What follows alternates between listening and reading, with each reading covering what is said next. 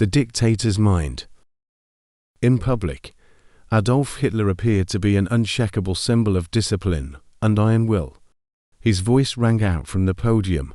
He marched to the sound of fanfare, and millions of German citizens saw in him the living embodiment of the national idea.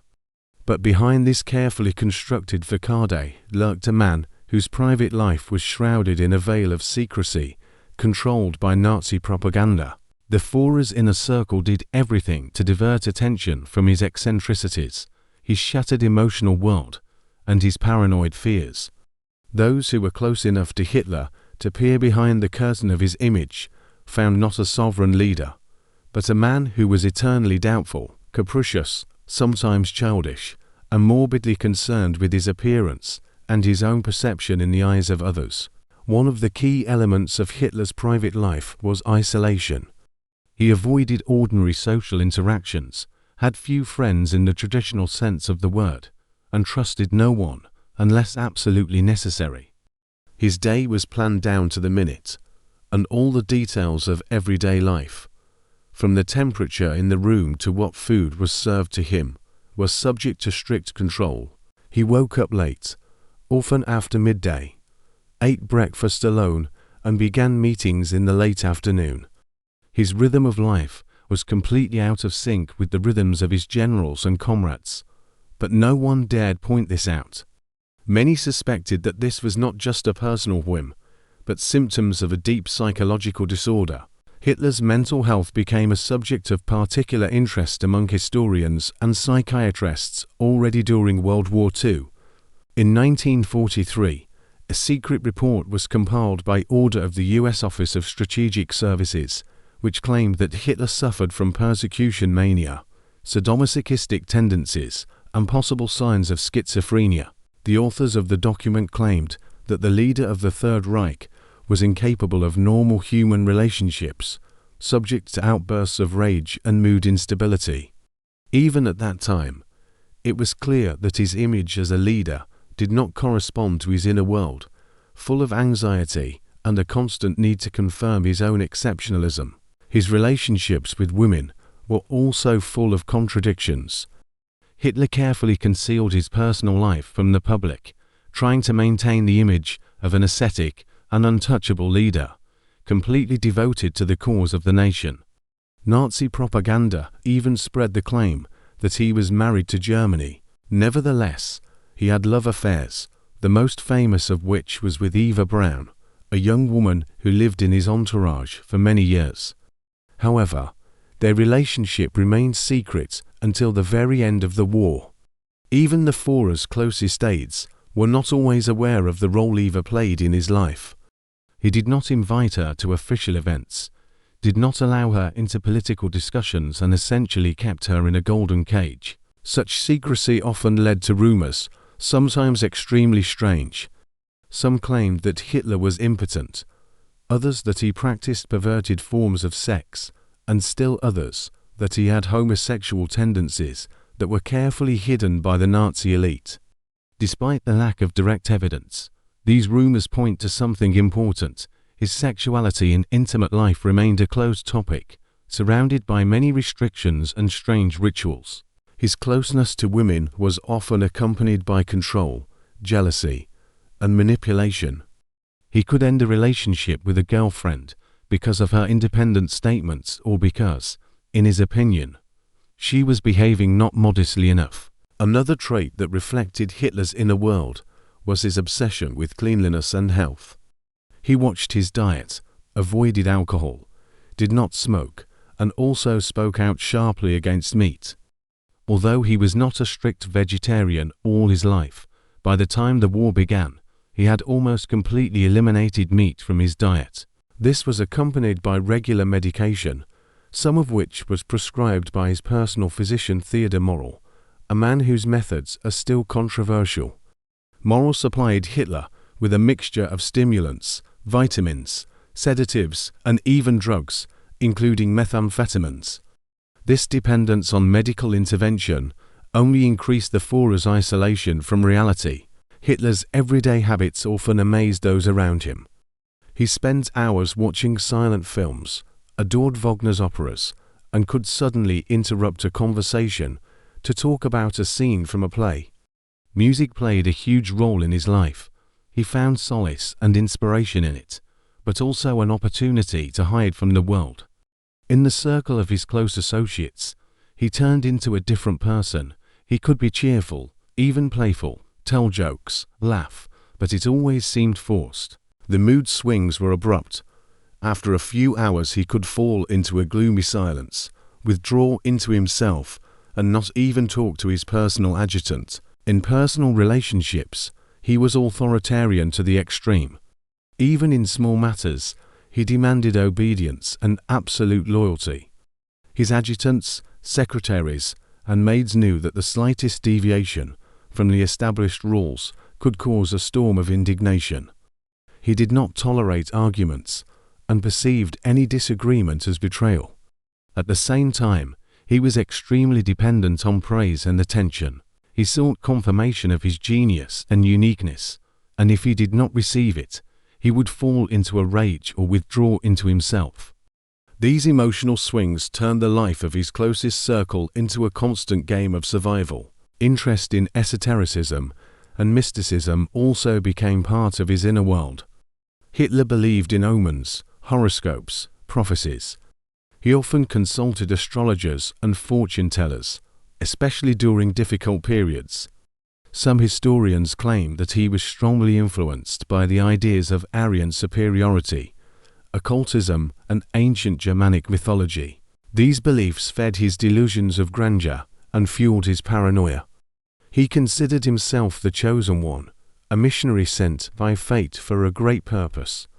This worldview left no room for doubt, remorse, or critical examination of his actions.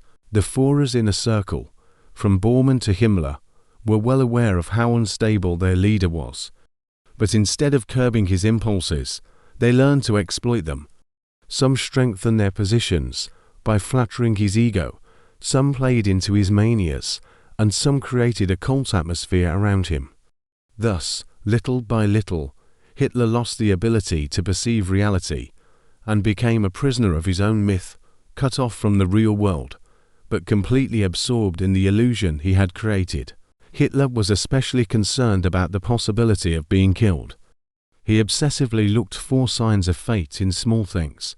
For example, he could cancel a trip because of an unfavorable star or order negotiations to be postponed if the astrological calendar considered the day unfavorable. Such actions are surprising, especially given the image of a rational leader that he cultivated publicly.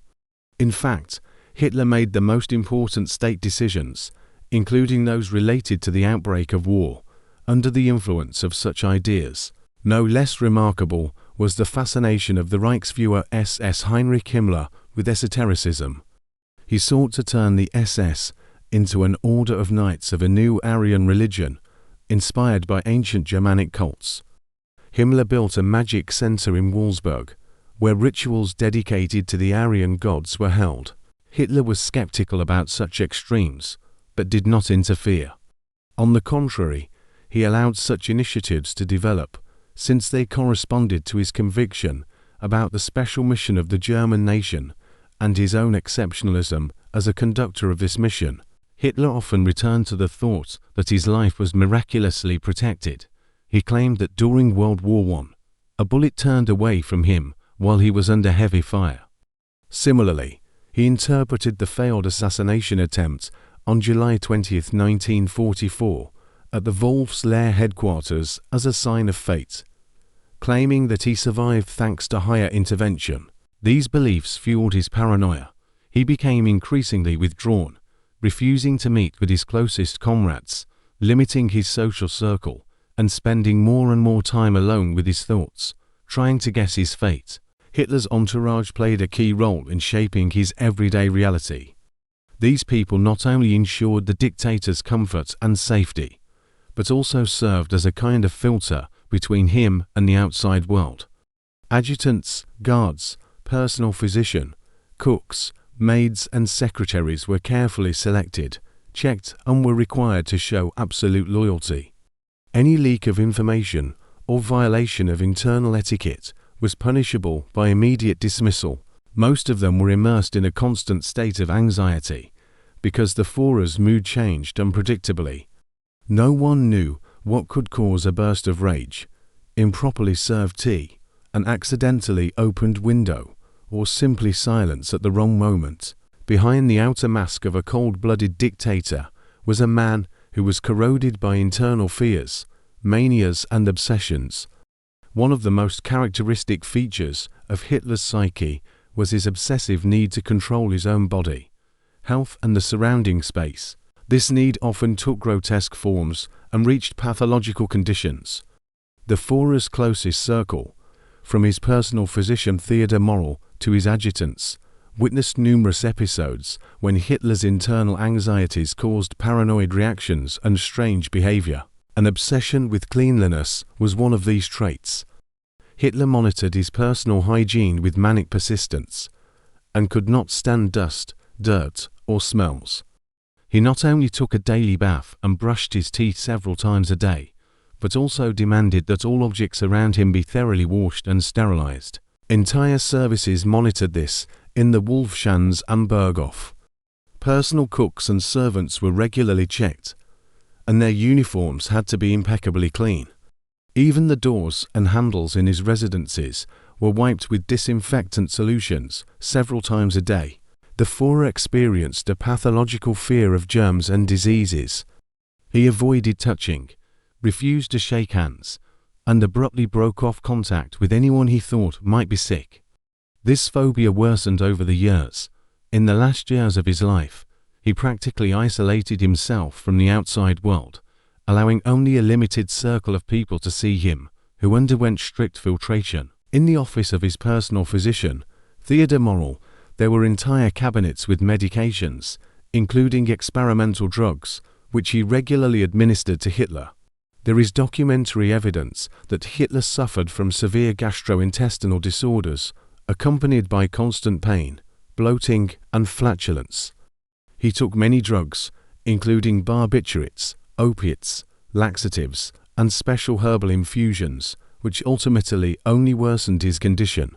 Morell prescribed him incredible doses of medications, sometimes up to 20 different drugs a day. This led to addiction and chronic intoxication, which affected not only the physical, but also the mental state of the Führer. In addition, Hitler suffered from chronic insomnia. He could not fall asleep without strong sleeping pills and sometimes stayed awake for 2 or 3 days, experiencing hallucinations, panic attacks and paranoia. He was afraid of being poisoned and did not trust even those who had been around him for decades. He often demanded that his food be tested on himself by tasters, and then waited a certain amount of time before eating. This fear was especially acute after the assassination attempt in July 1944. Some of Hitler's intimate habits were equally strange. According to those who worked in his residences, he spent hours alone, locked in the bathroom or bedroom, without explanation. He could not stand the smell of tobacco and forbade smoking in all the rooms where he was. Even guests arriving on diplomatic missions had to abstain completely from smoking. The Führer was suspicious of any medical care. He would suddenly refuse to take his medication, believing that doctors were trying to control him. At the same time, he blindly trusted Morell, despite constant complaints from other members of the entourage, who considered him a charlatan. Because of Morell's interference, even Eva Braun did not have access to information about the true state of Hitler's health. Hitler's personal physician, Theodor Morell, occupied perhaps the most unique position among the dictator's close associates. He had unlimited access to the dictator's body and health, and over the years became almost indispensable. Morell treated Hitler for stomach problems, flatulence, insomnia, leg pain, anxiety, but his methods were questioned even by other members of the staff. He administered dozens of drugs to the Führer, many of which were either experimental or simply dangerous. Among them were stimulants, barbiturates, injections of animal origin, and methamphetamines. Hitler gradually became a drug addict, but he continued to trust Morell even when his health began to deteriorate noticeably. Bormann and other associates tried to get rid of the doctor, considering him a charlatan, but each time the Führer stood up for Morell, declaring that only he knew how to deal with him. One of the strangest aspects of the inner circle was the almost theatrical atmosphere that reigned in the private headquarters. Dinner with the Führer turned into a ritual. Employees had to sit in a certain order, not interrupt, and listen attentively to his monologues. Conversations during meals most often concerned art, architecture, animals, vegetarianism, and, less often, politics. Hitler could talk 4 hours about how Berlin should be rebuilt, describe in great detail the facades of the buildings he wanted to build, or recall scenes from Wagner operas. His obsession with architectural projects was astonishing.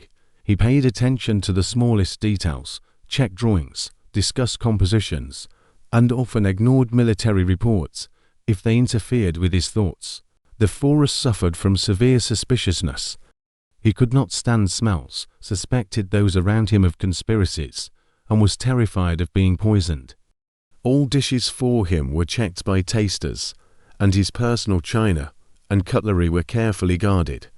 After the unsuccessful assassination attempt in July 1944, paranoia reached its peak. He began to avoid open spaces, tightened security measures, and limited access to his chambers. Even his closest associates could wait for several hours before they were allowed into the reception room. His nocturnal habits became stronger. He worked until late at night, made decisions alone, not allowing anyone to come to him until he had finished his thoughts. Hitler had no real friends. Those who were nearby were more like tools than close people. He exploited their loyalty, and then alienated or destroyed them at the slightest suspicion of disloyalty. For example, his relationship with Rudolf Hess, with whom he had an almost brotherly closeness, ended abruptly after Hess's sudden flight to Great Britain in 1941. Hitler perceived this as a betrayal, despite Hess's many years of loyalty. After this incident, he became even more withdrawn, and any manifestation of initiative on the part of his comrades caused anxiety. The feeling of his own uniqueness and mission fueled his megalomania. He seriously believed that he had an exceptional destiny, that history owed him endless attention. He could spend hours looking at his photographs, listening to recordings of his own speeches, reviewing newsreels from rallies. He needed constant confirmation that he was great. This revealed a deep insecurity. He did not tolerate criticism, even constructive. Anything that did not fit his vision of the world was declared wrong, harmful, or in the case of advice from general sabotage. The Führer's secretaries, including Traudl Jung and Christa Schroeder, later described life next to him in their memoirs as a mixture of horror and strange charm. He could be charming, polite, even attentive to small details, giving gifts, inquiring about health, joking, but this was always replaced by alienation. Secretaries had no right to ask about politics. They had to behave as if invisible, carry out orders precisely, without asking unnecessary questions. It was especially difficult during periods of depression, when Hitler withdrew, walked in circles, muttered under his breath, or sat in a chair, staring at one point. Paranoia even extended to personal belongings. He was afraid that he would be outwitted, documents stolen, conversations overheard. Special insulation panels were installed in the office and bedroom, and all papers were destroyed according to a strict schedule. He trusted only a few people, and even their phones were checked for wiretaps. He could throw a tantrum if he saw something out of place. Books, glasses, pencils, everything had to be in a strictly defined way. In this way, he tried to maintain a sense of control over the surrounding chaos. In communication, he avoided spontaneity. Even toasts and jokes were often thought out in advance. Everything had to make an impression to support his image.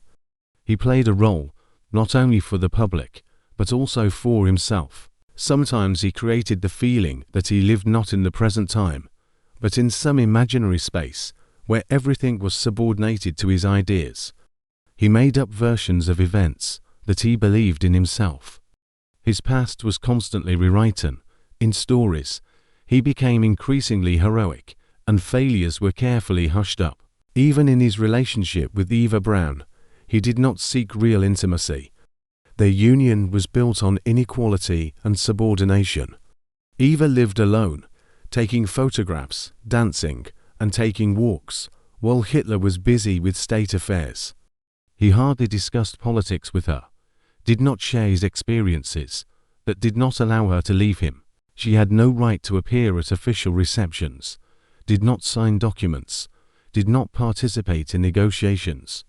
Their wedding, which took place the day before his suicide, looked more like a gesture of formal recognition of her sacrifice than an expression of love. With the outbreak of war, Adolf Hitler's personal life finally turned into a carefully guarded fortress, where only a select few had access. The level of secrecy reached the absurd. The Führer's movements were classified until the hour of departure. The routes were guarded by repeatedly checked SS units, and even his closest circle often found out his location after the fact. Special residences were built for Hitler: the Berghof in Obersalzberg, the Wolfschanz in East Prussia, the Vorbunker in Berlin. These places turned into closed worlds, where the dictator could act according to his own rules, not subject to the usual laws of time, logic or common sense. Everything that happened within these walls was subject to his inner state and whims. Hitler felt especially comfortable in the Berghof.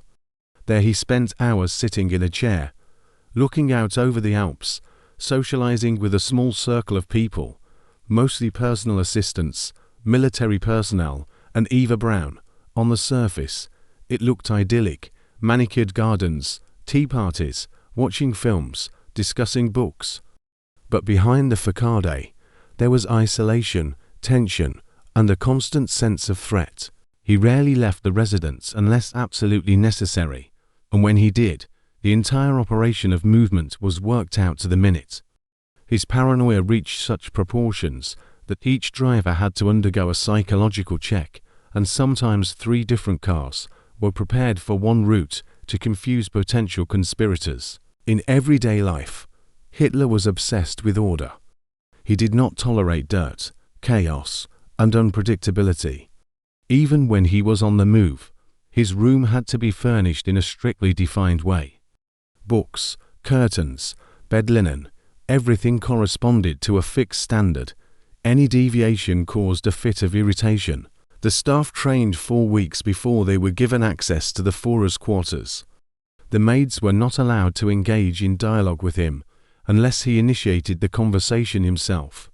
They knew that the slightest mistake, a stain on the tablecloth to hot tea, the wrong temperature in the room, could be grounds for dismissal. Hitler had persistent phobias, especially the fear of illness. He was terrified of germs and infection, regularly washed his hands, disinfected objects, and demanded that his entourage do the same. He strictly controlled his diet, especially during the war years, when he returned to a nearly complete vegetarian diet. Food was prepared separately for him, and special tasters, mostly women working at the Wolfschanz, tried them before they were served. After the failed assassination attempt with an explosive device in July 1944, which almost cost him his life, the precautions were further tightened. He stopped trusting many members of his entourage, distanced himself from the generals, and practically never left the confines of his bunkers. Hitler sank deeper and deeper into his own inner world, where art, politics, mysticism, and illusions merged. Music played a colossal role in his life. Richard Wagner's operas became for him just an aesthetic pleasure, but part of his philosophical and even religious worldview. He saw Wagner's music as the embodiment of the spirit of the German race, heroism, and destiny. These motives influenced not only his worldview, but also his way of thinking. He often quoted scenes from operas, saw parallels between himself and mythological characters. Musical evenings at the Berghof or the bunker were accompanied by long monologues about the importance of art in the fate of nations, about the role of genius in history. Those around him listened silently, afraid to interrupt the flow of thoughts, which could easily be replaced by a sharp change in mood. His behavior in a small circle was distinguished by sharp contrasts. He could be unexpectedly friendly, tell jokes, share memories of his youth, but then suddenly fall into depression, become silent and become unavailable. Sometimes he went to the bedroom for a day, refused to eat, did not answer knocks on the door. His emotional instability only increased over the years. He became irritable, did not tolerate noise well, avoided light and crowds. He even lost interest in cinema shows, which he used to love.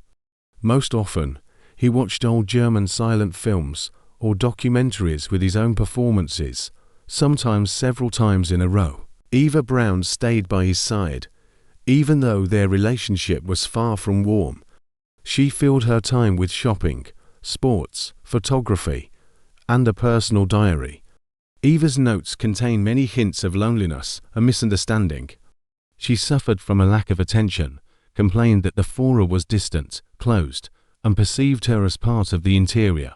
Nevertheless, she did not leave him. Perhaps she believed in a special place in Hitler's life, or she was simply afraid of the consequences of a breakup. At any moment, she could be sent away and forgotten. He controlled her as he controlled everything else in his life. Hitler's relationships with his personal staff were also built on fear and submission. His bodyguards from the Leibstandarte SS, Adolf Hitler knew, a step to the left, a word off script, an inappropriate joke, and you could be fired without explanation. Even high-ranking officers did not feel safe. When Rommel came under suspicion of involvement in a conspiracy, Hitler showed no sympathy. He offered him suicide as a form of honor.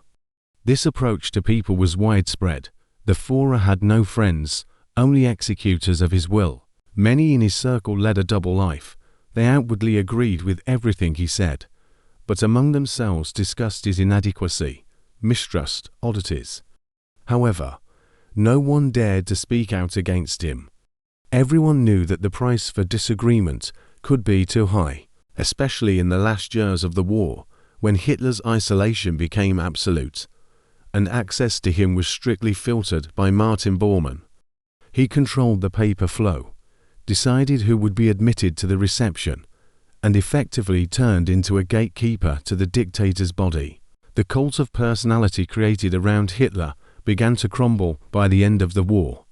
Even in the SS and the Wehrmacht, there was a growing understanding that the leader had become detached from reality.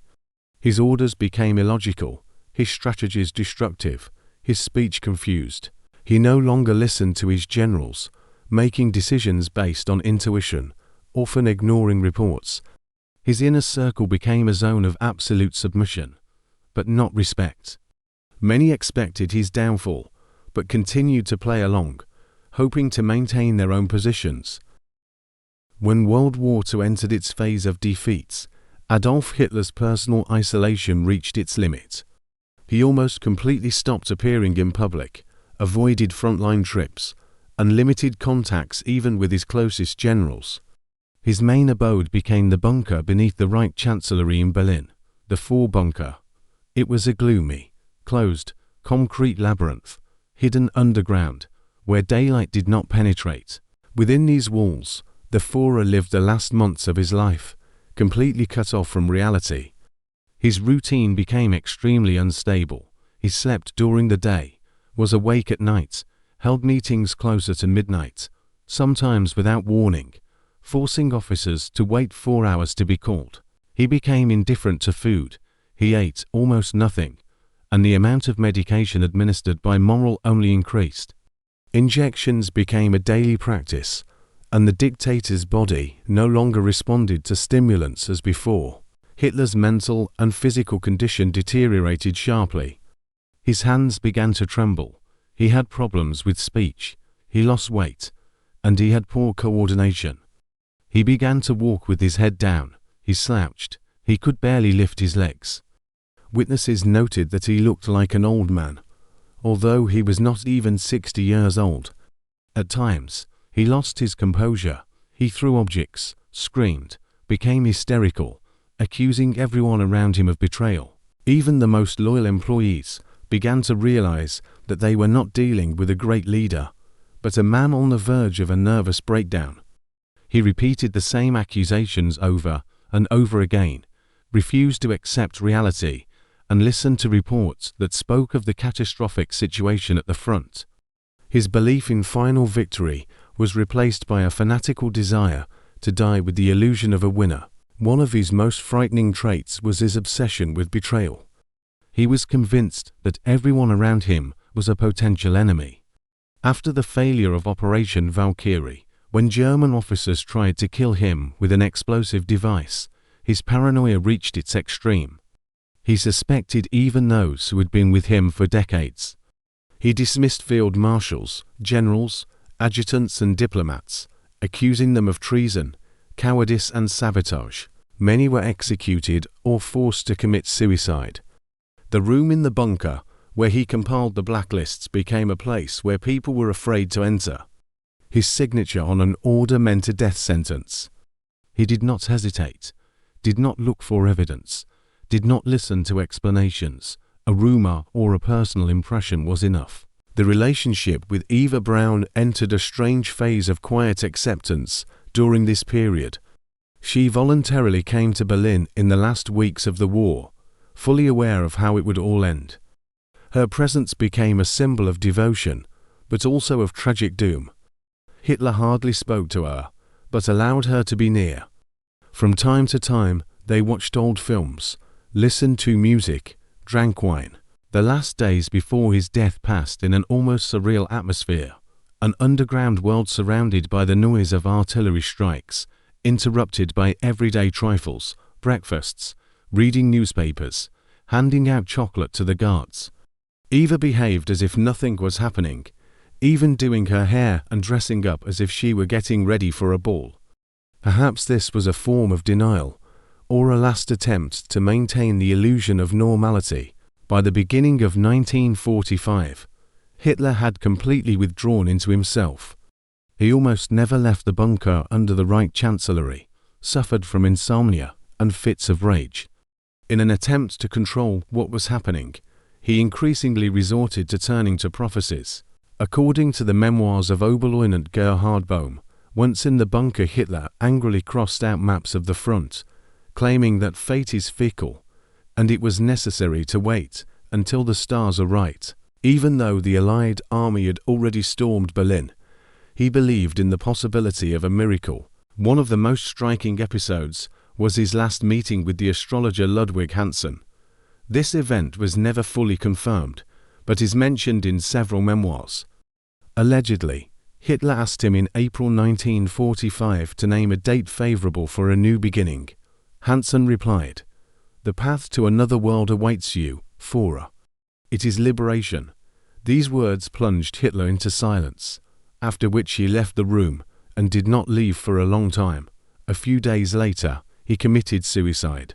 Along with mysticism, the fear of betrayal grew. After the failure with Rommel, suspicions of treason among the generals, and conspiracies in the entourage, Hitler finally lost trust in anyone. He did not trust anyone, not Eva Braun, not his adjutant Julius Schorp, not his personal doctor Theodor Morell. He was afraid that he could be poisoned, and refused food prepared by new cooks. It is known that in his last days he ate only dishes prepared by vegetarian cooks, and drank water from special vessels to exclude the possibility of poison. He even changed his guards daily, so that no one would get used to it. Isolation, control mania, and fatalism became the main features of the last months of the dictator's life. He increasingly spoke of fate, inevitability and karma, emphasizing that everything has already been decided. These words came from the lips of a man who had recently been coldly calculating in his destruction of millions and dictating terms to the world. His belief in mysticism did not save him from the horror of his own death. In his final hours, he found himself alone, locked in a dungeon, behind whose walls the world he had built was collapsing. Perhaps this is the most terrible irony of all. A man who sought to control everything found himself completely helpless in the face of the reality he had created. The bunker became a symbol of Hitler's personal downfall. He locked himself in a space that reflected his inner state: darkness, concrete, isolation, fear. Almost never going outside, he increasingly talked to himself, reread his own speeches, listened to old recordings. His world became cyclical: reports, hysterics, accusations, silence. He increasingly turned to mystical reflections. He recalled prophecies, horoscopes, historical analogies. At times, he would claim that fate would still turn around, or the German people were not worthy of him. Such statements shocked even his most loyal subordinates. But no one dared to argue. He had become a shadow of himself, surrounded by a gloomy routine and general fear. The suicide plan had been discussed since early April 1945. Hitler made no secret of his intention to avoid falling into enemy hands. He had seen Mussolini's life end. His body hung by his feet in the square. This had deeply shaken him and confirmed his idea that death should be controlled, theatrical, and staged according to his own scenario. He ordered the preparation of ampoules of potassium cyanide, a loaded pistol, and discussed the procedure with his adjutants. He even staged a kind of rehearsal. He called in doctors, tested the ampoules, insisted on testing the effectiveness of the poison on dogs, including his favorite, the German Shepherd Blondie. The death of the animal convinced him that the poison was working.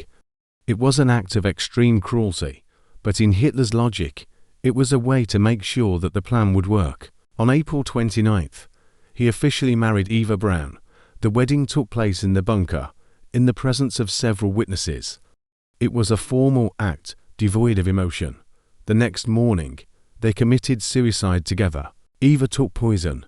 Hitler shot himself. Their bodies were burned according to a predetermined order, so that the Allies could not desecrate them. It was the end of a life, completely controlled by the dictator until the last moments. He did not allow fate to dispose of him. Even in death, he wanted to remain the master of the situation. The remnants of his personal circle were paralyzed. Adjutants, guards, secretaries did not know what to do. On the one hand, orders had to be followed. On the other, everything lost its meaning. Bormann tried to organize a breakout from Berlin, but almost no one survived. The rest either surrendered or committed suicide. The story of Hitler's personal life ended in a chamber of fear and darkness, in the cold and smoke, surrounded by those who no longer believed in victory, or in the idea, or in the Führer himself. Hitler's life ended in a closed space, fenced off from the world, where time, logic, and common sense disappeared. He began as an agitator dreaming of recognition, became a dictator who achieved total control, and died in isolation, hunted by his own fears. His path is the path of a man who lost contact with reality and built an illusory world around himself in which there was no truth, no compassion, no love left. Eva Braun. The story of Eva Braun begins in Munich, a city that at the beginning of the 20th century was not only the cultural center of Bavaria, but also a political arena where a movement that would later change the world was gradually taking shape. Eva was born on February 6, 1912, to a teacher, Fritz Braun, and his wife, Franziska. Unlike her future environment, she came from a very ordinary, middle-class German family. Her childhood was nothing out of the ordinary. School years, sports, first hobbies in fashion and photography. The girl grew up in an atmosphere typical of many German families of that time, with respect for discipline and hard work, but without bright ambitions. Her parents hoped that she would become a teacher or a secretary, professions available to women of her circle.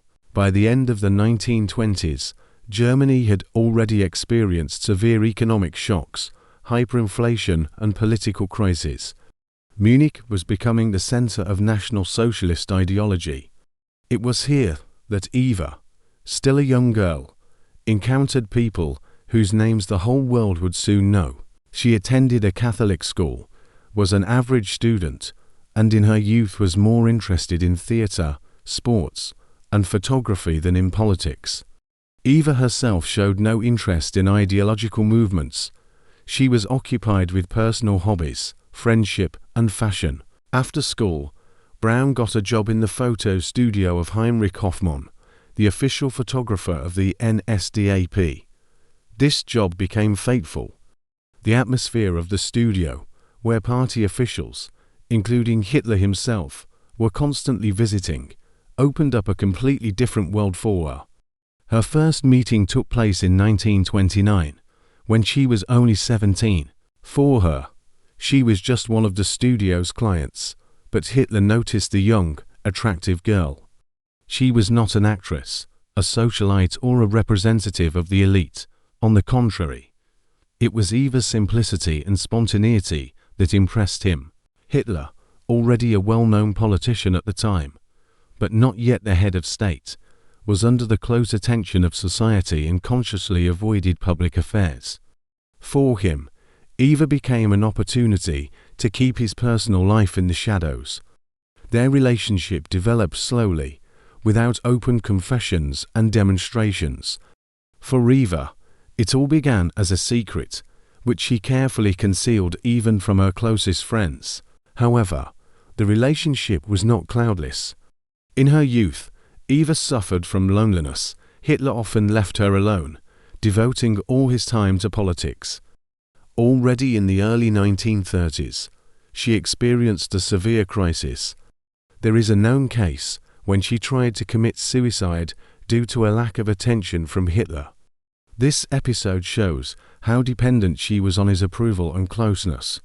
Although their union still remained a secret, after Hitler came to power in 1933, Eva's position changed. Her place in the Führer's entourage became increasingly secure, although her name was not officially mentioned in the press. She lived in his residence on Obersalzberg, had access to closed circles, but remained in the shadows, did not participate in politics, and did not speak in public. In the eyes of the Third Reich's top leadership, Eva was the Führer's private affair. This position had a dual nature. On the one hand, it provided her with privileges and a special position. On the other, it deprived her of independence and forced her to exist in a secondary role. Life in Hitler's shadow gradually shaped Eva's character. She learned to adapt, to be invisible when necessary, and bright when it was necessary to amuse his inner circle. Photos and home movies that have survived to this day show her as a smiling, easygoing woman, passionate about sports and fashion. But behind this ease hid a tragic reality. Her life depended entirely on one person. By the end of the first half of the 1930s, Eva had finally become part of the Führer's inner circle. She settled in his residence, but their union was still carefully hidden from the general public. It was important for Hitler to maintain the image of the leader of the nation, completely devoted to the cause of Germany and not distracted by family matters. Therefore, Eva existed as if in a parallel reality, close to the center of world politics, but outside the official spotlight. This hidden life, filled with both privileges and internal contradictions, became the basis of her entire future destiny. Eva Braun, a girl from an ordinary Bavarian family, gradually transformed into a woman who was destined to share her last hours with the most famous dictator of the 20th century. Eva Braun's life in Hitler's entourage gradually turned into a closed world filled with contradictions. On the one hand, she had access to the very center of power in the Third Reich, but on the other, she remained in the shadows, an officially unrecognized figure. Even Hitler's close associates did not immediately learn of her existence, because the Führer carefully concealed his personal life, fearing that the image of the leader of the nation could suffer if his relationship with a woman became known. It was important for Hitler to appear exceptionally devoted to his cause and people, a person who had no room for romantic feelings. Eva led an outwardly calm and measured life, but in reality her situation was filled with anxiety and alienation. She had the best houses, resorts, luxurious clothes and jewelry at her disposal, but she had almost no freedom. She could not openly accompany Hitler to official events, and had no right to interfere in the affairs of the state. For many years, her existence was limited to the role of a companion, waiting for rare moments of attention from the busy dictator. However, Eva knew how to use her access to Hitler's daily life. She showed herself to be a keen observer and even kept diaries where she described his habits, moods, outbursts of anger and moments of vulnerability. These notes later became a valuable source for historians, because through the prism of her personal notes, one can see Hitler not only as a cruel dictator, but also as a person with weaknesses, oddities, and obsessive rituals. A special place in her life was occupied by the Berghof, Hitler's Alpine residence. It was there that Eva spent most of her time, enjoying the beauty of the mountains, making amateur films and photographing the Führers in a circle. The camera became her instrument of self-expression. Eva Braun's photographs are a unique testimony to the private life of the Nazi elite, where, alongside carefree walks and prim poses, the atmosphere of the coming catastrophe can be seen. Despite the external idol, Eva lived in a state of constant internal tension. She understood that her role remained ephemeral, and that in the event of political collapse, she could simply be forgotten. It is no coincidence that her letters contain hints of loneliness and despair. Hitler made no promises to her, and never sought to make their union official. Even her friends called her the Invisible Bride, a woman who was there, but as if she were not there. Nevertheless, in this difficult position, she developed her own strategy for survival. Eva did not try to interfere in politics, but sought to maintain her place next to Hitler through personal loyalty and the ability to be invisible. She knew when it was better to remain silent, when to keep the conversation going with a light joke, and when to step aside. This was where her strength lay, the ability to adapt to circumstances that might have become unbearable for another woman. She was surrounded by Hitler's secretaries and the wives of high-ranking Nazis, and each of these women occupied her own niche, the Führer's world. But Eva stood out because she remained in his shadow longer than anyone else, going with him from his secret girlfriend to his last day in the bunker. And although her role seemed insignificant in the 1930s, she gradually turned into a figure whose presence became an integral part of the dictator's personal life. Eva Braun lived in a world where on the outside there was grandiose politics, wars and fateful decisions, and on the inside there was loneliness, waiting and a strange closeness to a man who, perhaps, never loved her the way she loved him. It is this paradox that makes her story tragically unique. By the beginning of World War II, Eva Braun's position had been completely strengthened. Although she still formally remained the Invisible Woman, Hitler never appeared with her in public as a partner, but her presence at the Berghof and other private residences was becoming commonplace. She was there when the Führer received the most influential guests of Europe, but she was always behind the scenes, away from politics and diplomacy. To those around her, it looked like a carefully constructed theatre, where Eva was assigned the role of an extra. But it was precisely due to this role that she became a witness to events that determined the fate of the world. The war brought Eva both new opportunities and new hardships.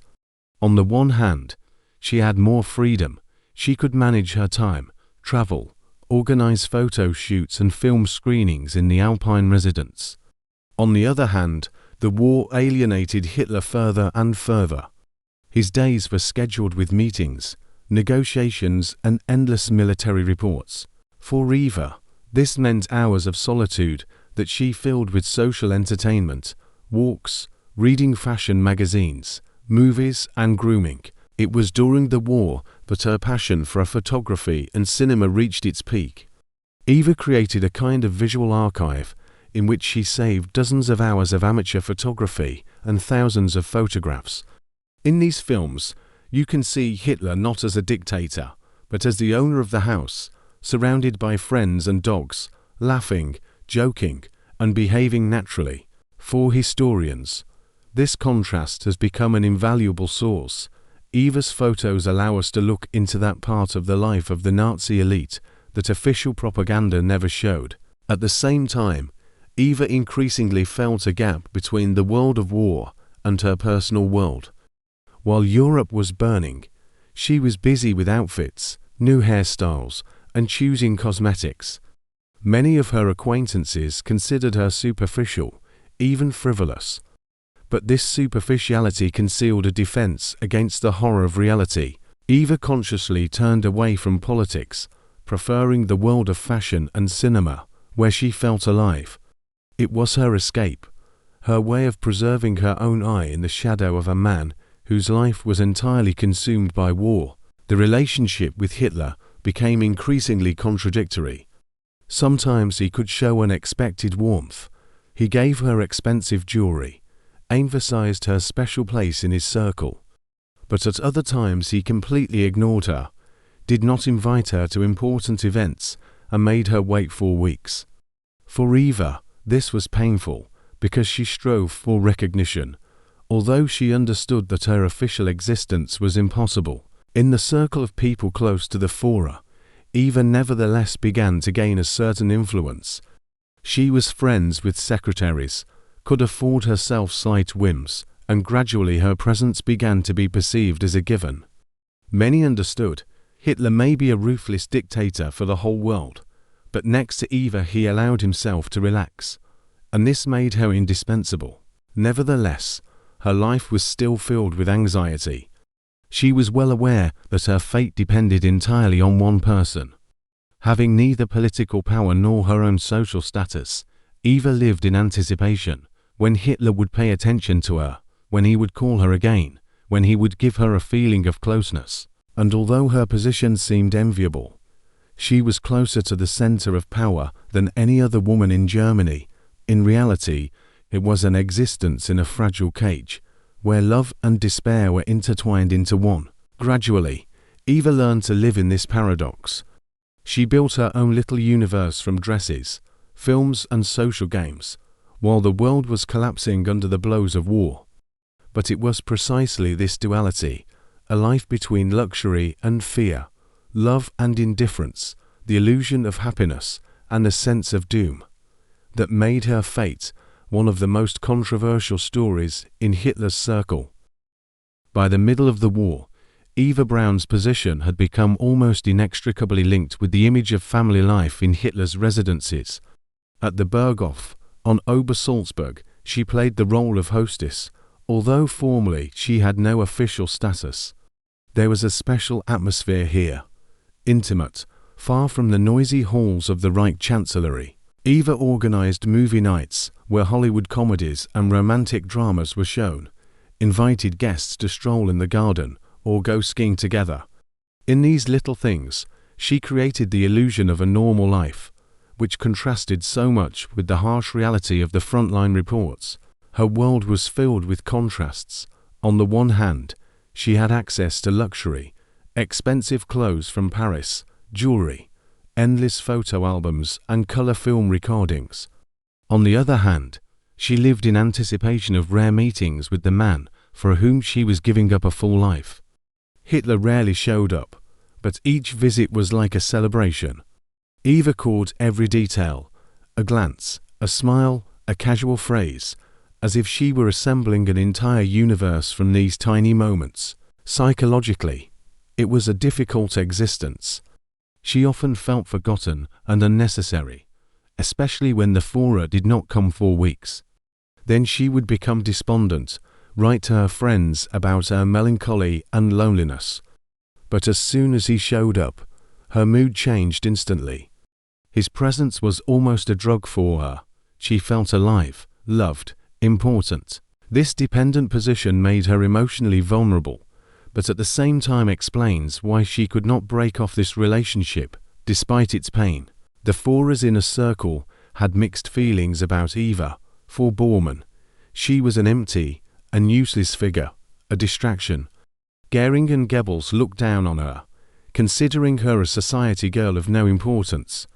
Only a few women from her circle, such as secretaries or wives of high-ranking officers, found a common language with her and supported her. Eva was well aware of her position, to be invisible.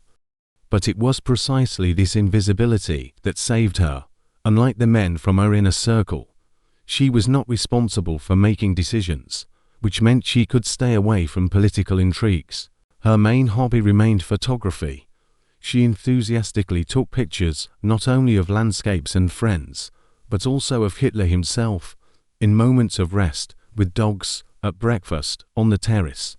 These shots, taken with love and attention to detail, are of great value today, because they show the dictator not in the image of the leader of the nation, but as a person living behind closed doors. Eva felt like the keeper of this world, and seemed to subconsciously create a chronicle of their hidden life. Nevertheless, her life was not cloudless. In moments of depression, Eva wrote in her diary that she sometimes thought about suicide.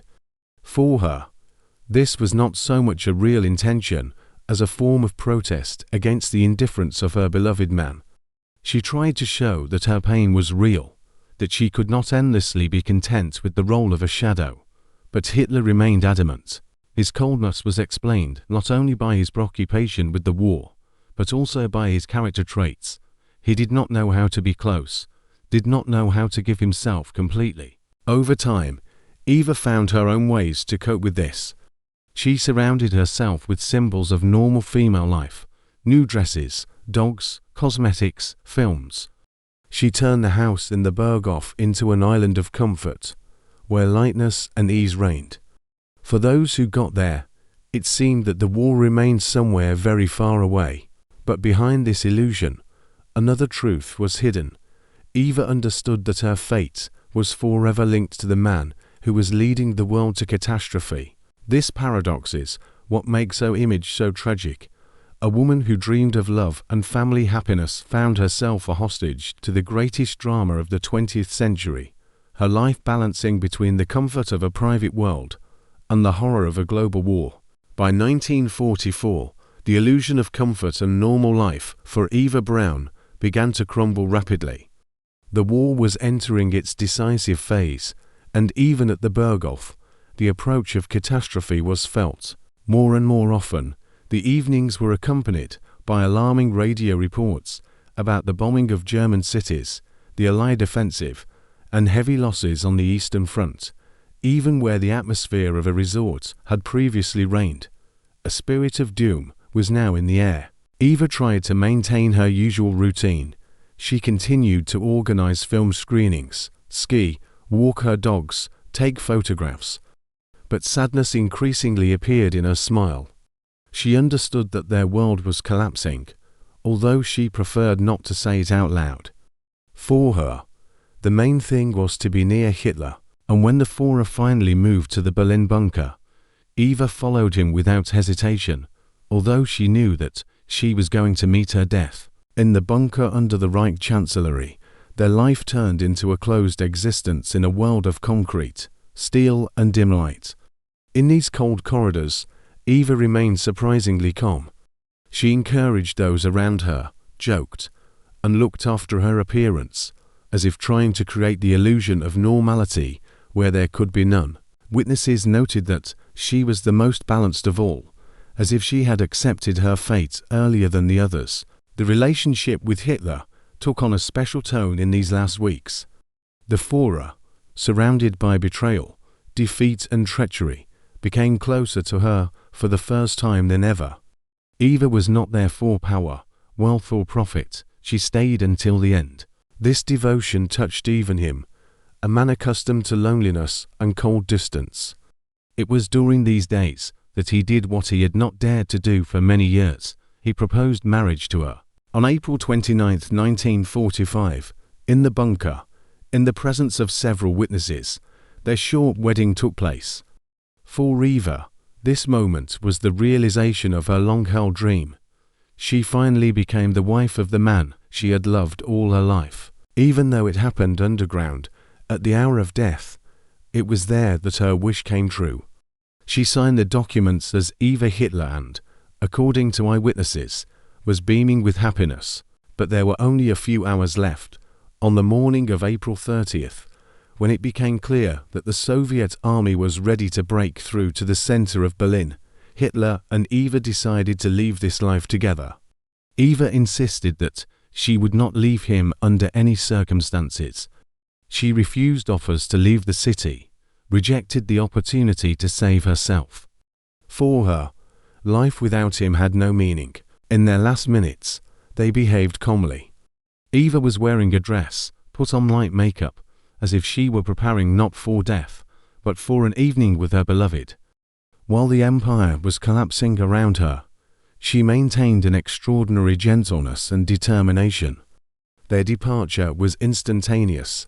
Hitler shot himself, Eva took cyanide. Thus ended the story of a woman who spent almost her entire life in the shadows, but remained by her side in the darkest moments. Her devotion and choice are still controversial for some. She is a symbol of blind love for others, an accomplice to a criminal regime. But one thing is clear: Eva Braun became part of the tragedy of the 20th century, in which personal happiness was inextricably linked with a global catastrophe. Hitler's doubles. There are many dark pages in the history of the Third Reich that still cause controversy among historians, researchers, and journalists. One of the most intriguing topics remains the question of whether Adolf Hitler used doubles for public speeches, trips, and meetings. This version has repeatedly appeared in memoirs, in declassified documents of the Allies, and in the testimonies of contemporaries. This question is not so simple, because we are talking not only about a possible substitution of identity, but also about a large-scale operation to create the image of a leader to whom a huge country was subordinated. Why doubles of the Führer could actually be needed, who exactly claimed this role, and how convincingly it was possible to hide the truth from millions of people. This is worth telling in as much detail as possible. From the first years of Hitler's power, his security became one of the key tasks. The Reich Chancellery and the Security Service understood that the risk of assassination attempts was extremely high. As early as 1933, the first attempts to organize assassinations were made, and later the conspiracies became more frequent and sophisticated. It is in this context that the version appears that Hitler's entourage used doubles. In Germany at that time, there was a whole network of actor mimickers who earned money by copying the gait, gestures, and voice of the leader. But among them, several figures stood out, who were called official doubles. One of these was a man named Gustav Wöller. His name appears in British and Soviet archives, although there is no definitive evidence of his existence and activities. According to a number of sources, Wöller was found by the SS before the war and underwent special training. He was taught to repeat facial expressions, master the manner of speech, and even change his gait depending on the situation. According to some information, it was Wöller who could appear at times when there was a risk of an assassination attempt, or when the real Hitler physically did not have time to attend several events in a row. It is significant that photographs of this man, which occasionally appear in archives, demonstrate a striking resemblance. A narrow nose, a characteristic fringe, and even a mustache line repeated the image of the Führer. Rumors claimed that, in some cases, the public actually saw not the real Hitler, but his double. Another alleged double is an Austrian waiter, Andreas Kuhn. His story is less well documented, but references can be found in the memoirs of former SS officers. Kuhn was allegedly used at the beginning of the war for secondary events, where Hitler was only required to demonstrate an image, but not to make decisions. Such outings helped to create the impression that the leader of Germany was omnipresent, that he was able to simultaneously control the front, the capital, and party congresses. In the conditions of growing chaos, this strategy worked to support the myth of the Führer's superhuman energy. The psychological aspect is especially interesting. Many contemporaries noted that by the end of the 1930s, the real Hitler increasingly looked tired, irritable, and subject to sudden mood swings. His health was rapidly deteriorating. Doctors recorded trembling hands, insomnia, and nervous breakdowns. At the same time, official propaganda was obliged to convey the image of an invincible and self-confident leader. This is where doubles could come into play. They allowed signs of weakness to be hidden. For example, at ceremonial events, where the Führer was only required to silently greet the troops or smile in public, a double could perform, while the real Hitler was under the supervision of doctors at that time. The archives of the Allies also provide interesting details.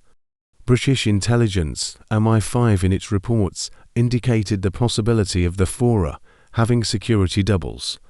In particular, there is a mention that after the failed assassination attempt in July 1944, the British considered the version. The person shown in the first days after the explosion could not have been Hitler himself, but a carefully trained double. The suspicion arose due to the fact that the leader's appearance in photographs and in the newsreel was slightly different. The shape of the nose and the line of the chin looked less clear. For military intelligence, such details could mean a lot. An equally intriguing version was also promoted by the Soviet authorities. The NKVD archives contain documents that consider the hypothesis of using doubles. One of the employees directly wrote that, in the conditions of constant conspiracies, the SS was obliged to have reserve figures capable of replacing Hitler in public. In the post-war years, there were even rumors in the USSR that one of these doubles was captured by the Red Army and secretly interrogated. However, direct evidence was never presented, which left room for speculation. Doubts are also reinforced by Hitler's own behavior. His paranoia, well known to his contemporaries, suggested that he might have approved the idea of using doubles. The leader of the Third Reich was afraid of assassination attempts and carefully controlled his entourage. He rarely trusted even his closest officers, constantly changed his travel routes, and his guards developed complex disinformation schemes. In this atmosphere, it would have been logical to resort to the substitution method. If the public saw a person similar to Hitler, and potential conspirators did not know for sure where the real leader was, this would increase the chances of survival. There is another version. Some of the stories about doubles could have been launched by Nazi propaganda itself. For supporters inside Germany, the idea that their leader had replacements only strengthened the myth of invincibility.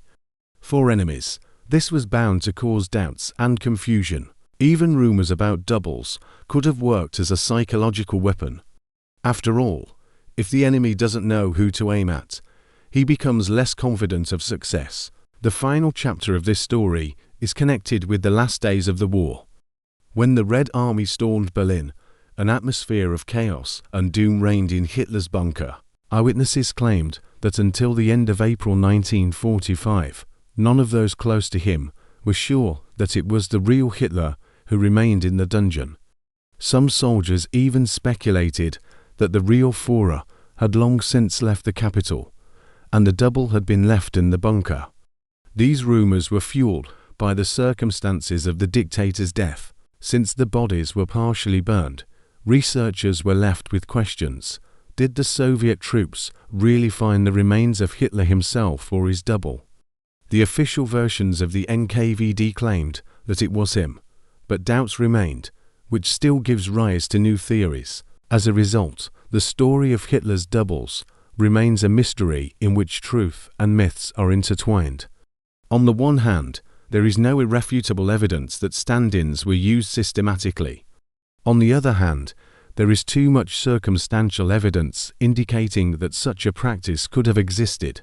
In the conditions of war, constant assassination attempts, and the deteriorating health of the leader, this step seemed quite logical. The question of who exactly came out to the people at different moments in the history of the Third Reich remains without a definitive answer. But it is precisely this ambiguity that makes the topic so fascinating. After all, behind the image of one person, there could be a whole group of people, each of whom played their own role in the great tragedy of the 20th century. Life after death. The death of Adolf Hitler and his companion Eva Braun holds a special place in the history of World War II. because it was this finale in the Berlin bunker that became a symbol of the collapse of the Third Reich. According to the official version, on April 30th, 1945, the dictator shot himself, and his wife, whom he married just a day before his death, took cyanide. Their bodies, found by their closest associates, were allegedly taken out to the courtyard of the Reich Chancellery, doused with gasoline and burned so that they would not fall into enemy hands. This is how this story entered textbooks, official chronicles and post-war reports of the Allies. But from the very beginning, doubts, contradictions and rumors began to arise around the finale of the Führer and his wife, which are still fueled to this day. The reason for these doubts was that the circumstances of the last hours in the bunker were known only from the words of a few eyewitnesses, and each version had discrepancies. The Soviet troops, who were the first to enter the ruined Berlin, did not immediately provide convincing evidence of Hitler's death. Moreover, Stalin deliberately supported rumors of his escape, claiming at the Potsdam Conference in 1945 that the Führer could have been hiding in Spain or Argentina. This marked the beginning of an entire era of conspiracy theories. There was no single line among the Allies either. In the first years after the war, British intelligence considered versions that Hitler could have fled Berlin by plane or even by submarine across the Baltic. The Americans, who received interrogations of the secretaries and officers of the bunker, doubted their credibility, since everyone sought to mitigate their own guilt and present themselves as mere witnesses to someone else's decisions. These discrepancies gave rise to the first wave of publications that considered alternative scenarios. The figure of Eva Braun is of particular interest. She remained in the shadows for a long time, and many after the war even doubted that she had died in the bunker at all. Rumors about her possible evacuation circulated in post-war Europe. Allegedly, Eva could have used doubles, which allowed her to hide while Hitler was busy with the enemy. Such versions found ground, since the Allies did not find much direct evidence of her death, and the woman herself was known only from photographs and mentions of her close associates. In the first post-war years, American intelligence received dozens of messages from witnesses who claimed to have seen Hitler or Eva Braun in different countries. Argentina, Brazil, Chile, these regions became the center of attention because it was there that many Nazi criminals fled. The Argentine network Odessa really helped SS officers and NSDAP functionaries hide, and the emergence of rumors about Hitler and his companions seemed quite logical. It is noteworthy that some FBI documents, declassified already in the 21st century, contain reports from agents about the alleged discovery of Hitler in South America. Officially, they were not given any importance, but they became fuel for new waves of rumors. The Soviet side actively used the topic of a possible escape for propaganda. In the late 1940s, Soviet newspapers wrote that the Führer's death was not fully confirmed, and the remains found did not provide complete clarity. In 1968, Lev Bezemensky's book The Death of Hitler was published, which claimed that Soviet experts examined the dictator's jaws, comparing them with the data of Hitler's dentist. This argument became key in confirming the official version, but more than 2 decades passed before the information was published. Such a period of time strengthened the distrust of official reports. Thus, the very atmosphere of uncertainty, political games and deliberate concealment of information to the fact that the topic of the death of Hitler and Eva Braun became the basis for dozens of alternative theories. Some claimed that the couple committed suicide in Berlin, others that they were evacuated in advance, and that doubles played their role in the final production. On this foundation, a whole culture of investigations, pseudo-scientific publications and fictional versions grew up, which continue to excite the public imagination to this day. Soviet soldiers who entered the bunker found charred remains. However, their authenticity was questionable from the very beginning. The first problem was poor combustion. In conditions of gasoline shortages and panic, the bodies could not be completely destroyed. In addition, eyewitness accounts differed. The guards claimed to have seen the bodies of Hitler and Eva being doused with petrol, but some only noticed the female body, while others claimed that the two bodies were too far apart to have been a couple who had died together in their last moments.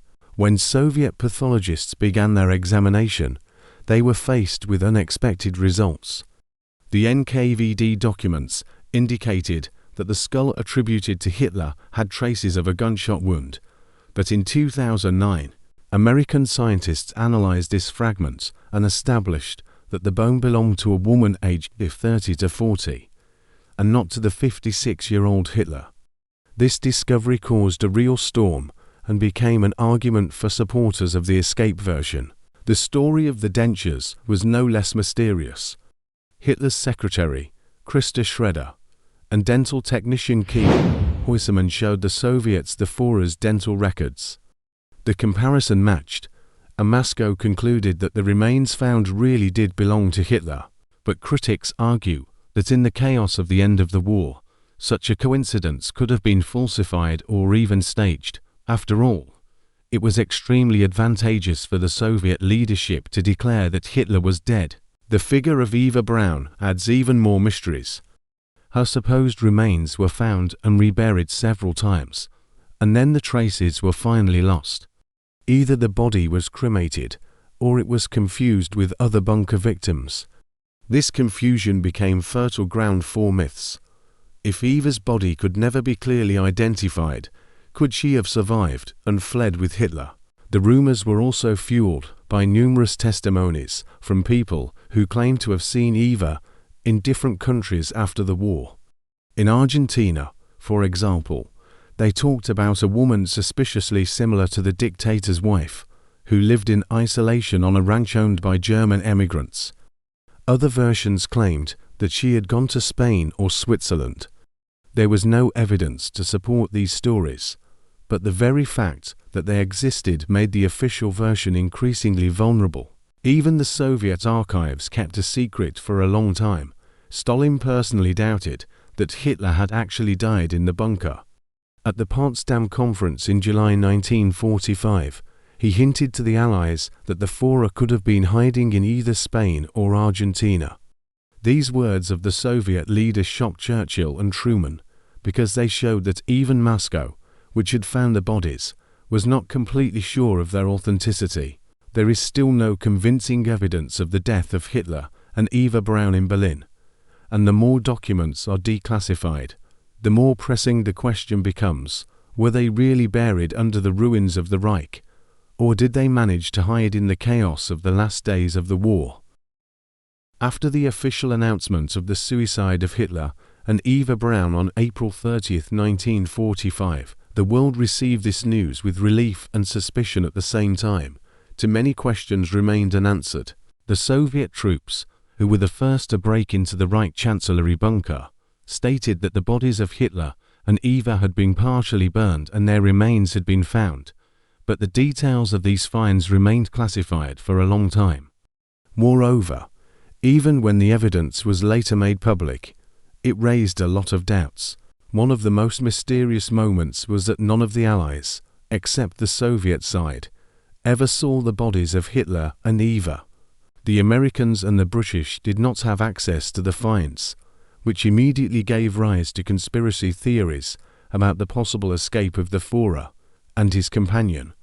Soviet propaganda used this silence to keep the West on edge. Stalin repeatedly hinted to Churchill and Truman that Hitler could have gone into hiding and his fate was not yet decided. The most important argument of the supporters of the escape version was the chaos of the last days of the Reich. Berlin was surrounded, but planes and columns were still leaving the city, in which, according to rumors, the Führer's confidants could have been taken out. There is information that an airplane landed at one of the airfields at the end of April, which later disappeared without a trace. The question is, could Hitler himself and Eva have been on board? Argentine archives and testimonies of Patagonian residents add fuel to the fire. In the 1950s, There were repeated reports of mysterious Europeans who arrived in South America and lived in complete isolation.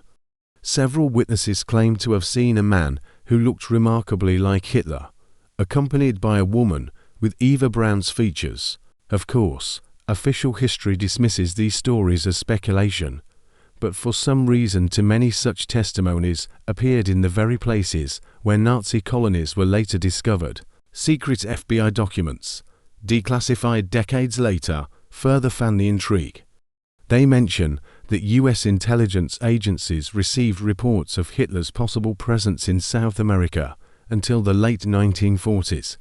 Most of these reports had no direct evidence, but the very fact that they existed makes one wonder.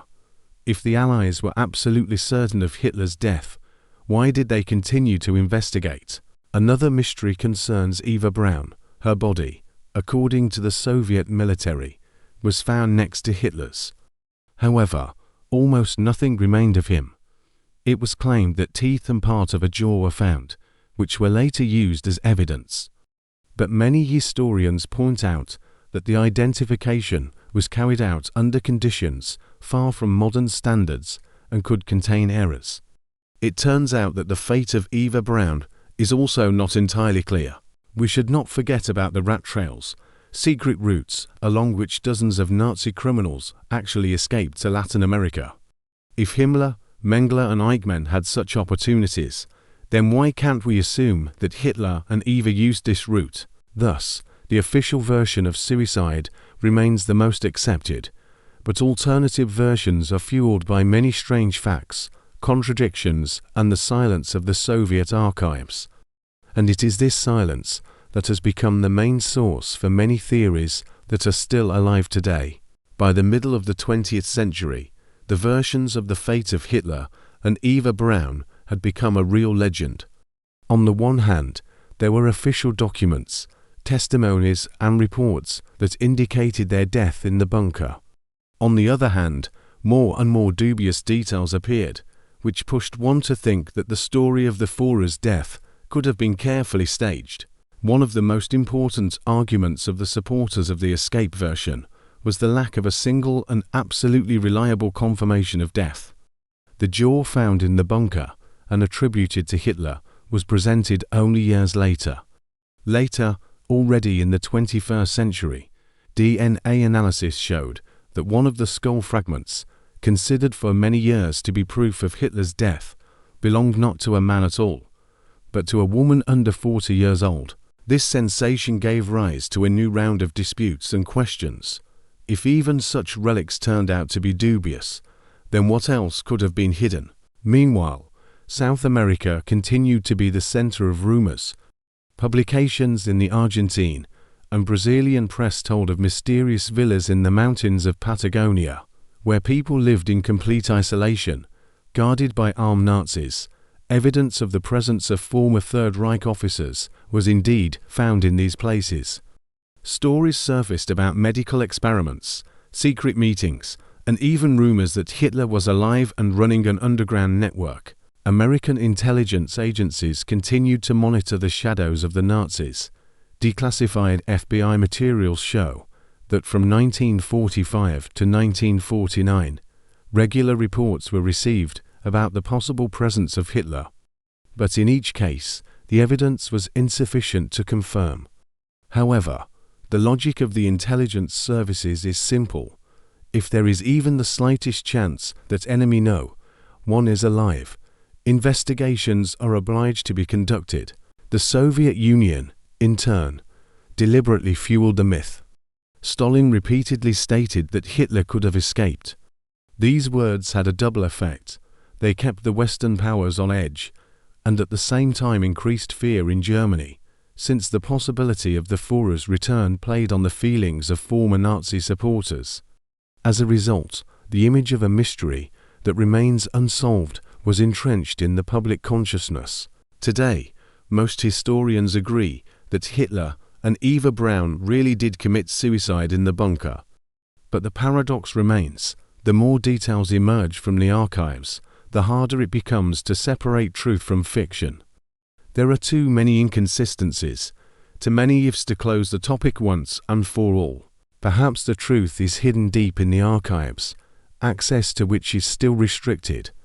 Or perhaps the myth of Hitler and Eva Braun's escape lives on, because the world does not want to fully believe in their banal and quiet death. The legend of the escape is part of the collective imagination, a reflection of the fear of evil, which, it seems, does not die, but only changes its appearance. And as long as there are blank spots in the documents, as long as the memories of eyewitnesses are alive and new materials are declassified, the question will be heard again and again: did they escape, or did they really die? Give me your children. In 1942, the Nazis decided to cleanse the Lodz ghetto of its unproductive population.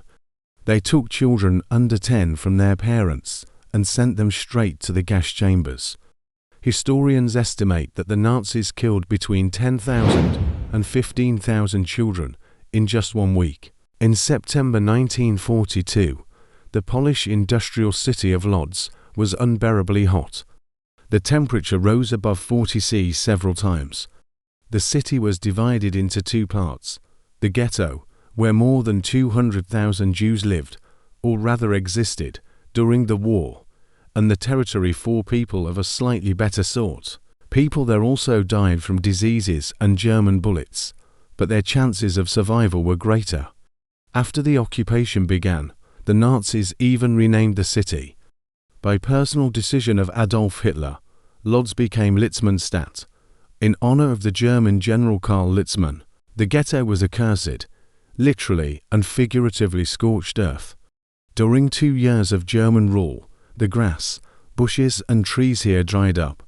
Due to the terrible hunger, the prisoners ate dogs and cats. By that time, as its inhabitants recalled, not even birds flew over the territory of the ghetto. Children and adults had long since realized that insects and worms could be boiled and eaten, so there was simply no food left for the birds. Diseases, hunger, inhumane conditions. The Jews thought they were living in hell, but the real hell was yet to come. It began on Saturday, September 5, 1942. The events that will be discussed are called by Polish historians the Great Ban, a complete ban on leaving their homes.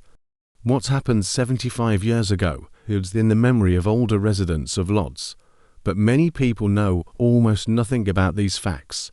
The Lodz catastrophe was lost among the many war crimes of that time. The few survivors of this catastrophe were so shocked by what they experienced in September 1942 that they tried not to remember or talk about it for the rest of their lives. Right outside the ghetto, right next to the barbed wire fence, there was an amusement park. Its main and only attraction that could be seen from the ghetto was the carousel.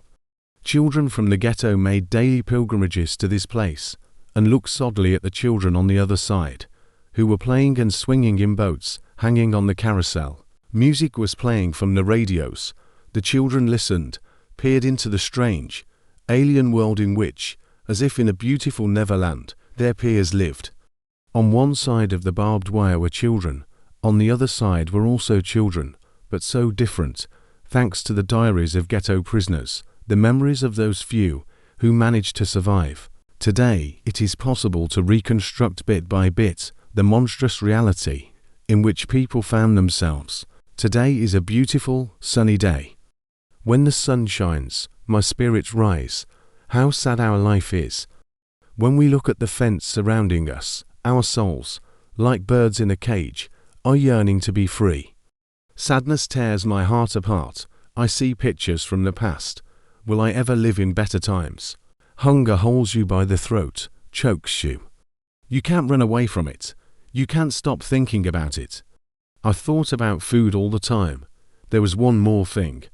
In this situation, you had to remain a decent person. Don't take food from your mother, brother, father, from anyone. Most of the prisoners did not have enough money to support themselves and their families.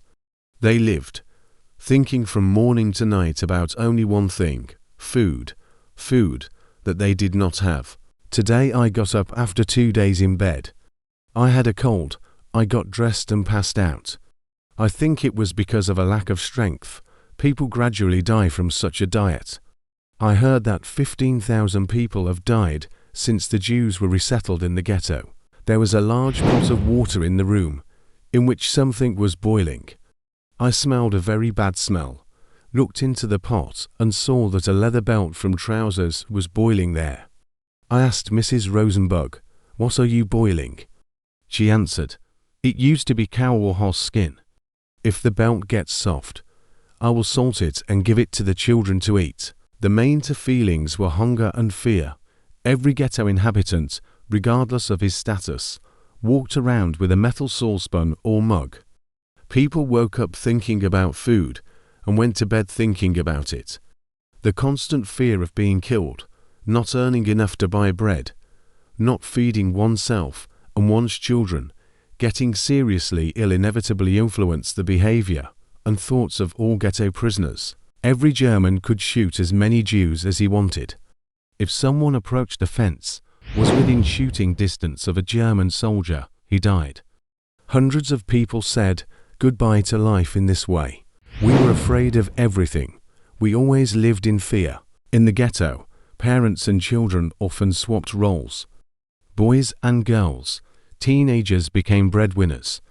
Adults were exhausted by hunger, could not find work, and children who went to school received a bowl of soup every day. For them, it was salvation. Many went to school just for this soup. It was often easier for children to find food than for adults. Some of them took food from younger children, some stole. As Avram Zickert, a survivor of the Lodz ghetto, recalled, "No one thought about morality. There was no place for morality in the ghetto. There was one rule, one norm: I want to survive." These words contain the entire morality of the ghetto. Parents could not come to terms with the inability to feed their children. They fell into depression, some committed suicide. After work, we sat around our parents. Daddy and Mommy sat on chairs, and we sat around them. Each took out their portion of bread and broke off a little, so that something could be saved for later. And Dad sat on a chair and told the story of his family. One day, when we were sitting like that, each took out their portion of bread, and Dad just lowered his head. He did not take anything out. Then one of my sisters, Bloomer, stood up and said, "Daddy, you have no more bread left." She took out her bread and handed it to him. Everyone stopped eating and gave their pieces of bread to my father. "That was the first time in my life that I saw my father cry," he said. "What have I come to? Instead of feeding my children, I eat the bread they feed me. I came to see my cousin, to see my uncle and aunt. I can still see them. To terribly thin people were lying in bed with an umbrella over their heads. Before the war, my uncle was strong, very plump. He had lost so much weight that he looked like a skeleton. Next to him lay another skeleton, his wife. The rain was dripping on them from the leaky roof, and they, sick, exhausted, in this bed. On the threshold of death, I stood there and could do nothing. They told me that my uncle had eaten his own fingers. On September 4th, 1942, at about 2 p.m., notices appeared on the walls of the ghetto. The prisoners were told to gather at 3:30 p.m. at Fireman's Square, near 13 Lutomirska Street. Rumors were already circulating in the ghetto that the Germans were planning to deport 20,000 children and old people, but there was no official information. Many did not believe that the Nazis would separate families and take children away from their parents. After the leaflets appeared, it became clear to everyone that the deportation would take place. A couple of hours before the start of Shabbat, the Jews were told who would be deported and when. The day and time were not chosen by chance. The Nazis loved to commit the most terrible things on days sacred to their victims. It became clear that both the supporters of logical thinking and those who lived in hope were wrong. The eviction became a fact. The ghetto residents were terribly mistaken. What seemed impossible and unacceptable only yesterday will become reality. Children under 10 years old will be taken away from their parents and sent to an unknown destination. Old people over 65 will have the last thing they have left, 4 walls, a hard bed. They will be disposed of as unnecessary ballast. There is no home, no family that has not been touched by this terrible tragedy. Someone has a child, someone, an elderly mother or father. No one has the strength to sit at home with folded arms and wait for the verdict. The hardest thing to experience within 4 walls is the despair that corrodes the heart. People take to the streets. By 4 o'clock, a crowd of thousands had gathered on the square. Mothers with infants, married couples, lonely elderly people, they all stood under the scorching sun and waited in horror for news. First, the commandant of the fire service, Henryk Kaufmann, the head of the enterprises in the ghetto, David Warszawski, and then the most influential Jew of the Lodz ghetto, Mordecai Chaim Rimkowski, spoke to those gathered. It was on the Lodz square that Rimkowski, whom many called the king of the ghetto, gave a speech that years later historians would call one of the most powerful and fateful speeches of the 20th century. After the attack on Poland in 1939, the Germans carried out a policy of terror. The Nazis decapitated society, arrested, deported, killed political, social, and religious leaders. In dozens of cities, they created ghettos, to which Jews were forcibly brought. The Lodz ghetto was the second largest after the Warsaw ghetto. On February 8, 1940, the Jews of Lodz began to be resettled in Bawuty, the worst area of the city, which did not even have a sewer system. 3 months later, this area was fenced with barbed wire. One of the ghetto prisoners, Mordecai Chaim Rimkowski, was appointed by the Nazis as the chairman of the Council of Jewish Elders, the head of Jewish self-government. Rimkowski was born in the town of Ilino, the Vitebsk province. At the age of 15, he decided to move to the industrial city of Lodz, which was then part of the Russian Empire. Before the First World War, Chaim tried his hand at business. He was a co-owner of a weaving factory, and in the interwar period, he worked as an insurance agent, but became known in the city when he took the position of director of an orphanage. Rimkowski spoke poor Polish, but was fluent in German and Russian. When the Nazis appointed Rimkowski as the head of the Council of Jewish Elders, he was 62 years old. He had no children, and his wife had died of cancer 2 years before the war. This man remains one of the most controversial figures of that time. Some believe that it was thanks to the efforts of the chairman that the Lodz ghetto lasted longer than all the other ghettos in Poland. Others call him a criminal, a collaborator, and an accomplice of the Nazis. Rimkowski seemed all-powerful and could influence almost all areas of the ghetto inhabitants' lives. Chaim Rimkowski was an absolute monarch. He could transfer a person from one job to another. He could send people to prison. He was all-powerful. However, he was powerless against the Germans. They could raise a hand or a stick against him, beat him, or even kill him. But among us, he was a king. We gave him different titles: Your Majesty the Chairman, Chief of the Jewish Elders. We called him the king. Rimkowski did everything to make the existence of the ghetto profitable for the Nazis. Jews worked for pennies in numerous factories, sewed clothes and shoes for the Germans, made household items. Rimkowski's concept can be described in 3 words: survival through work. He evoked extreme emotions. He was hated, feared, respected. School children, grateful for a daily free bowl of soup, dedicated poems and songs to Mordecai Rimkowski, sent letters. People remembered Chaim Rimkowski's speech, September 4, 1942, in different ways. Chroniclers controlled by the censorship of the ghetto king wrote, "This proud Jew, who until now had ruled his state with an iron fist, who did not listen to anyone, did everything in his own way, was in despair. He could not hold back his tears. He cried like a child." Henryk Frankus, who was 17 years old in 1942, recalled Rimkowski's behavior differently. At the appointed time, he came to Firefighter Square to listen to the most influential person in the ghetto. I saw the chairman. He stood on the square like an actor in front of a mirror. He was fixing his hair. Perhaps my opinion of this man was largely formed during this speech. While saying terrible things, he behaved like an actor, like a poser. The speech that Henrik Frankus heard then went down in history. American historians included it, along with Winston Churchill's military appeal to the British or Fidel Castro's revolutionary speech, in the list of the most important speeches of the 20th century. These are perhaps the most terrible words that a mother, father, son or daughter can hear in their lives.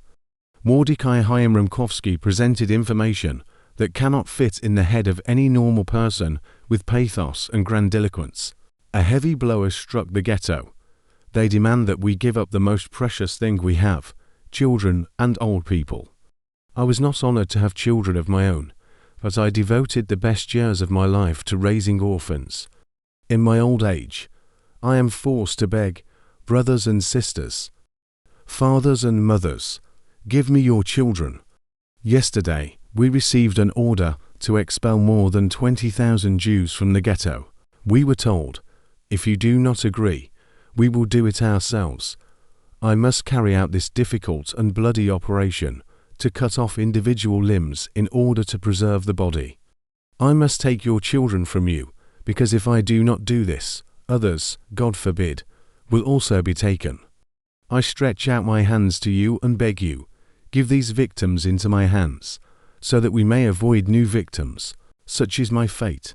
Today I am forced to stretch out my hands to you and beg, brothers and sisters, fathers and mothers, give me your children. During his speech, Rumkowski called himself a broken man. He demanded that those gathered put themselves in his place, since he also felt like a victim of the situation. It is difficult to believe in the chairman's complete sincerity, since both the immediate circle of the good grandfather and the families of the Jewish policemen and bosses were safe. They all knew very well that the Germans would not touch their children and old people. After Rumkowski's words, the square plunged into pitch-black weeping, screaming and groaning. Itzhak Rubinstein was 14 years old at the time. The teenager managed to survive the nightmare. After the war, he said, I stood not far from him and heard how he demanded that the parents give up their children. He spoke in Yiddish, the howl of the crowd. The mothers, after his words, was like a storm that had suddenly begun. It cannot be called a scream. It was a mass howl. The mothers literally tore their hair out. There was such fear in the eyes of the people.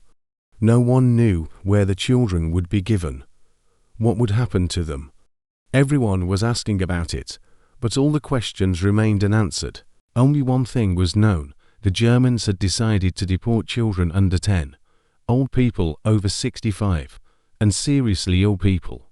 As the Nazis put it, the ghetto had to be cleared of the unproductive part of the population. After Rumkowski's monstrous speech, children asked, Mommy, will you give me to the Germans? In the streets, unfamiliar women with babies in their arms stopped, looked into each other's eyes, and sobbed bitterly from helplessness. Saturday, September 5th. A new announcement appeared on the walls of the ghetto. The prisoners were informed of an unconditional ban on leaving their apartments. Only police officers, firefighters, doctors, and transport department employees were allowed to move around the streets. Everyone else had to sit at home and wait for a catastrophe, wait for death. On this day, the ethnographer Josef Zelkovich wrote, a deathly silence reigned in the ghetto. Nobody is breathing. The hearts of the ghetto inhabitants are crushed by a huge stone block. The removal operation was started by Jewish policemen. They entered the apartments of the ghetto inhabitants, checked documents, and tried to separate families. For their work, the Nazis promised them sausage, sugar, and 1.5 kilograms of bread a day. Persuasion, tears, pleas of mothers and fathers. It was difficult for the policemen to separate children from their parents. Often they had to take a son or daughter from acquaintances, neighbors, or friends. Some policemen could not stand it, lost consciousness, even tried to commit suicide. As chroniclers wrote, it was possible to buy off the Jewish policemen by giving a bribe to save loved ones. Unlike the policemen, the SS men were merciless and relentless. They came to one yard after another, announced through a loudspeaker or with a shot that all the inhabitants should go outside. The SS men did not look at birth certificates or passports. They decided who to keep and who to take away by eye, based on the prisoner's appearance, and suddenly the officer appeared in front of us, me and my mother. I was first, my mother was behind me. He paused at first, then moved on. Our closest neighbor was standing next to her. She was holding a 1.5-year-old child in her arms. The SS man ordered the child to be taken away. The woman didn't even say anything. She stood rooted to the spot, paralyzed. Then we were ordered to go upstairs. We came to the apartment. This woman lived in the next room. We passed through her room. She was sitting on the floor, her gaze frozen, either at the sky or at the wall. 45 years later, in 1989, I returned to this house. The first thing that appeared before my eyes was that neighbor with the child. The prisoners understood that the Nazis were most likely planning to kill their children, but they did not lose hope. They dressed the children in their best clothes, gave them food to take with them, a favorite toy. Some hung nameplates with their names, surnames, and addresses around their necks. What if the child was saved? What if someone adopted him? What if he miraculously got to an orphanage? Let them know their names and surnames. The Nazis killed parents who resisted on the spot. In just 1 week, the Germans shot about 600 people in the courtyards and on the streets of the ghetto. During those days, deathly silence alternated with inhuman howling, screaming and groaning in lods. It was as if body parts were being cut off, healthy teeth were being pulled out, living people were being quartered. The pain was so great that it was impossible to describe, impossible to bear. It was stronger than any person. People were screaming monstrously. How terrible it was that fate had allowed this to happen. Mothers followed the carts and begged, "Take us too." Each one called for her child, Moisha, Yosia, Kuba. The children were screaming, "Mama." The Germans beat and kicked the mothers, not allowing them to come closer. The Nazis were especially brutal in hospitals. Many children's lives were cut short there. It was on Mlynarska Street. I remember the barrier, and there were trucks opposite. They were cleaning the hospital. They were throwing children out of the windows, from the 4th floor. They were throwing them out of the windows into the trucks like things. It was horrible. It's impossible to forget. Then they took out everyone who could walk. In half an hour or even 15 minutes, they had completely cleaned the hospital, which housed several hundred people. For a long time, I didn't tell anyone what I had seen. Then we found out that this was happening not only in this hospital. There was such silence after what happened. Shock, shock. I was 16 years old then. I will never forget the scream of one mother. I saw her from the window. She hid her child. When the Germans came, the child jumped out of hiding and ran into the yard. They caught him. This woman screamed like an animal being slaughtered. She screamed all night. According to historians, in a week the Nazis cleansed a ghetto of 15 to 20,000 unproductive units. The SS men took away not only children under 10, but also older ones. Because of hunger and disease, the teenagers did not look their age, so they were also ordered to get into a cart and taken to a place from which they would not return. This also applied to adults. People aged 40 to 50 were taken. For old people over 65 were subject to deportation orders. There are known cases where parents decided that the best way out of this monstrous situation would be death. Without waiting for the Nazis to arrive, they first killed their children, and then said goodbye to life themselves. Over the course of a week, the Nazis took thousands of girls, boys, and older people to the so-called filtration points, farming large parties of children and old people. Eyewitnesses who managed to survive the war recalled that not all children cried.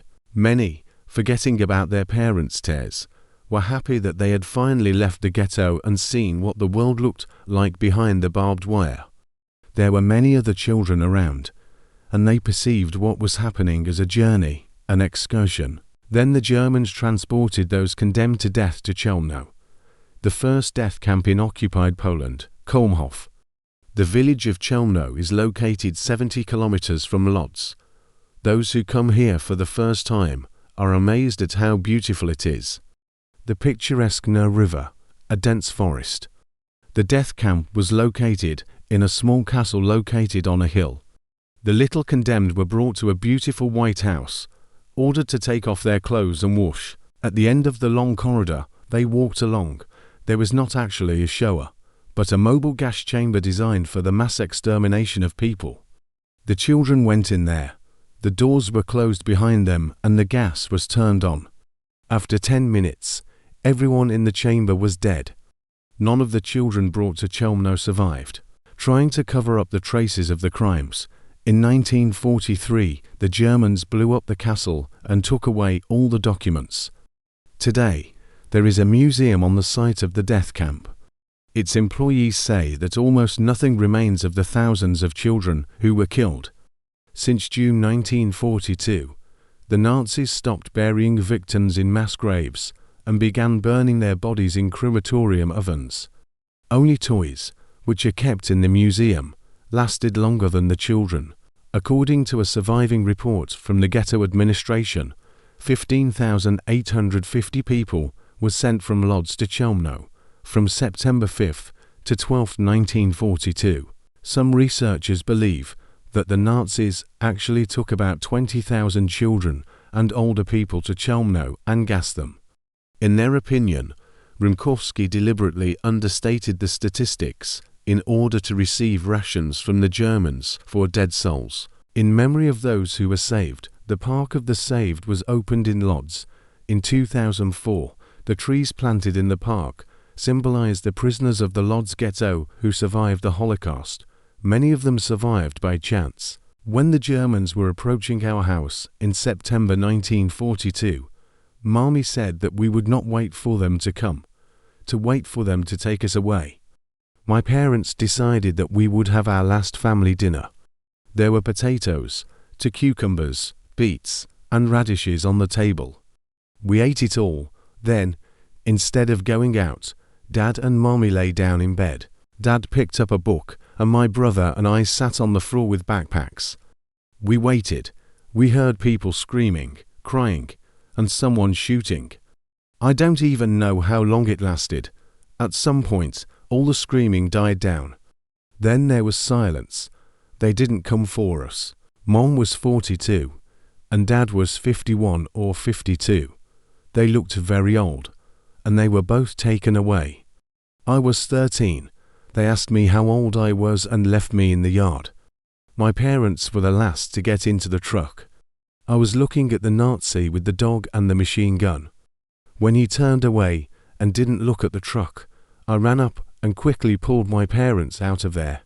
It took 30 seconds because they were on the edge of the truck. If they had been deeper, I wouldn't have been able to do anything. I led them into the yard. Human behavior in such a situation cannot be analyzed. In my mind, there was only a feeling of kinship with my mom and dad, a burning desire to save them, which pushed me.